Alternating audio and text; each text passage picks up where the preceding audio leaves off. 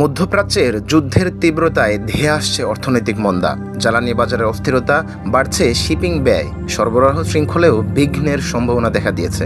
এমন প্রেক্ষাপটে বাংলাদেশও ক্ষতিগ্রস্ত হওয়ার ঝুঁকিতে রয়েছে। বিশেষজ্ঞরা মনে করছেন সরকারের প্রাথমিক প্রস্তুতি জরুরি, না হলে দেশের অর্থনীতি একাধিক চাপে পড়তে পারে। অর্থনীতিবিদরা বলছেন মন্দার প্রভাব সবচেয়ে বেশি পড়বে জ্বালানি খাতে। সাম্প্রতিক সময়ে তুলনামূলক বেশি দামে 9টি এলএনজি কার্গো আমদানি করতে হয়েছে।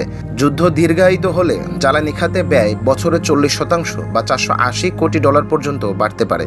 শিপিং রুটে বিঘ্ন, পেট্রোকেমিক্যাল ও সার আমদানিতে ব্যাঘাত এবং কৃষি উৎপাদনে নেতিবাচক প্রভাবও আশঙ্কাজনক।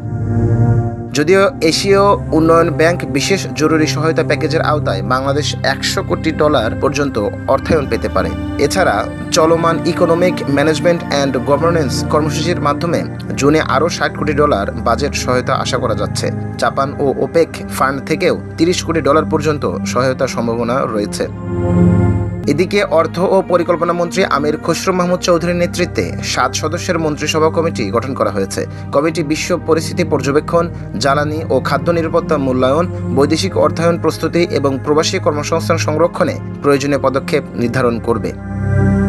অর্থনীতিবিদরা মনে করছেন জরুরি কর্ম পরিকল্পনা ছাড়া সরকারের প্রস্তুতি খুবই কম। জ্বালানি ব্যবহারের সংযম, ভোক্তাদের সচেতনতা এবং স্বচ্ছ তথ্য প্রচার অপরিহার্য।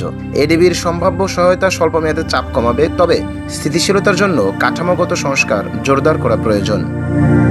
বাংলাদেশের অর্থনীতি এই মুহূর্তে পরীক্ষার মুখে। সময় থাকলেও প্রস্তুতি দেরি করলে প্রভাব গভীর হতে পারে। নিউজ ডেস্ক, সোনালী নিউজ।